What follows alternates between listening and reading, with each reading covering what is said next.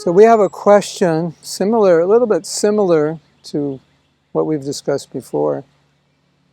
How do I know if I'm ready for initiation? And if I think I'm ready, I would also add, how do I know when I'm ready?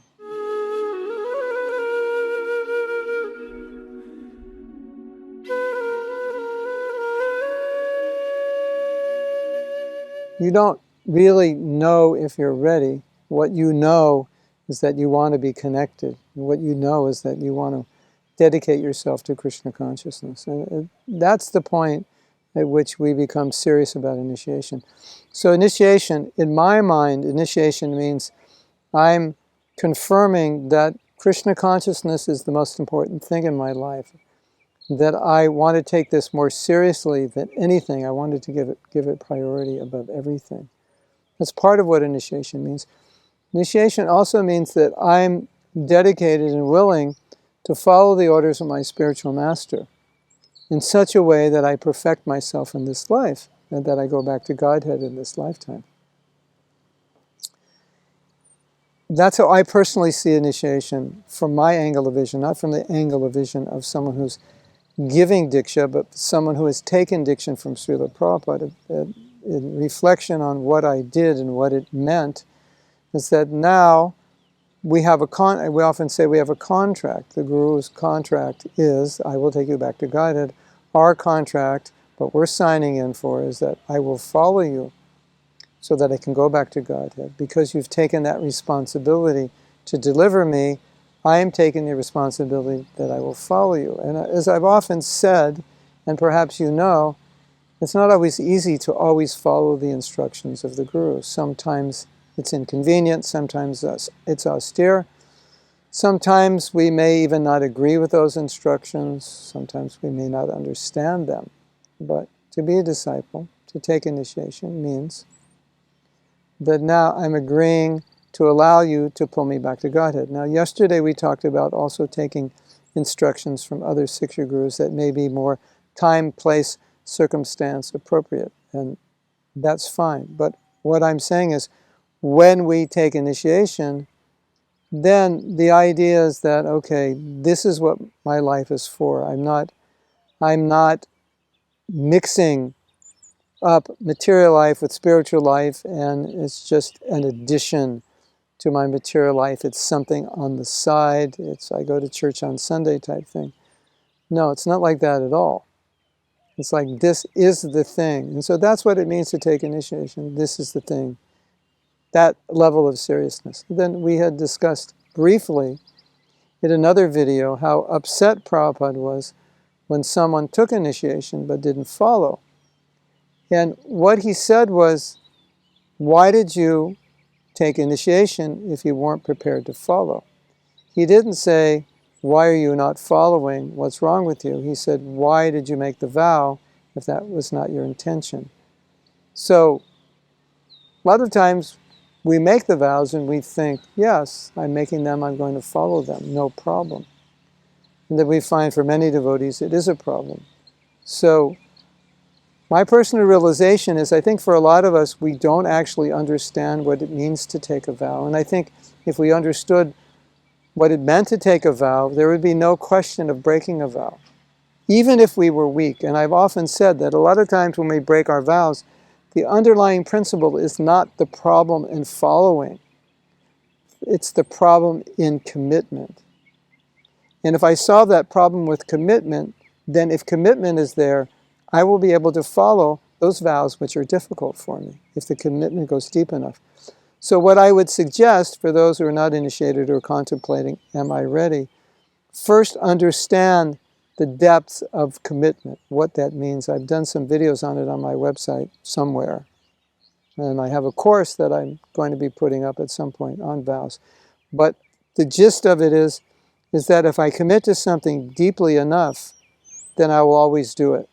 And so, are you ready to make a commitment to that level that no matter what happens, you will follow it? That's how you know when you're ready. Because that's the most difficult part of the initiation, is keeping that commitment throughout life. Am I the kind of person that can make a commitment and stick with it? If I'm not, if I doubt that, then I should wait and work on myself so I become that kind of person. Am I the kind of person that's true to my word, that when I say something, I do it? Look at yourself, look at your life. Look at all the things you said that you may not have done. When you enter the arena of initiation, you don't want to be that way anymore. You want to be a person of their word. And if you're already initiated, then I would say reflect on the fact that you made these vows. And you may be having trouble now following them, so this advice applies to you now. You have to rededicate yourself. You have to understand what you did when you made that vow. And probably if you're having difficulty following, when you made that vow, you didn't make it deeply enough. You didn't understand what it meant to make a vow. Because I would say if you did make it deeply enough, you would still be following. So,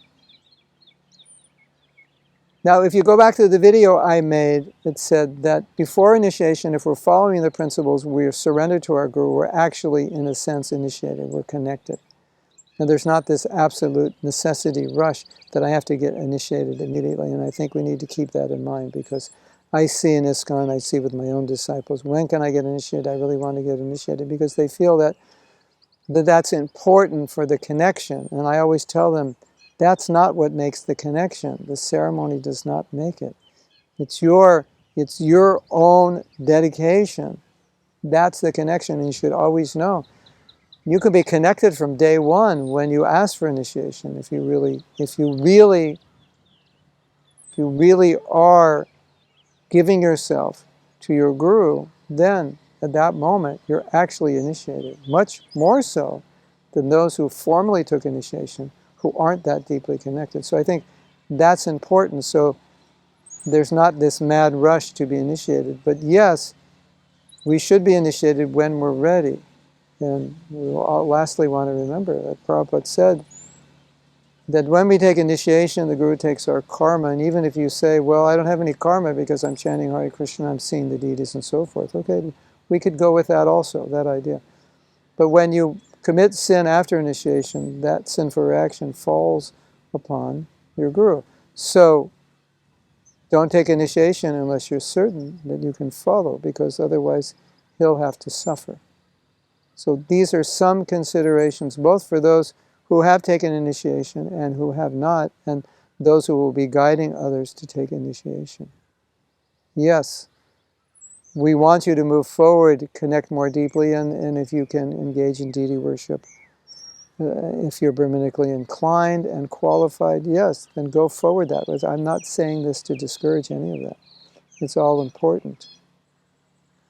I'm just saying it's no great credit to take initiation and not follow. Now, the last thing I want to say, and many of my godbrothers have said this, and I agree with this, that when there's this connection, when there's initiation, it gives the guru an opportunity to help the disciple.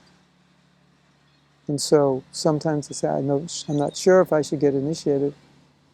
But in any case, that connection with the guru is always helpful. So many gurus feel that the disciple who got initiated will ultimately be successful because of the connection they made. But I would also say that many devotees come and they're hesitant to accept a guru because they feel they're not ready for initiation. And I would say no, that you should accept guru. You should accept the shelter as a siksha guru or as an aspiring disciple someday, because that connection will give you the strength to become qualified to take the initiation. So don't think because at this moment I don't feel qualified, I can't connect with someone and begin the surrendering process. No, that surrendering process will help you. That connection will help you. That guidance will help you become qualified. Hare Krishna.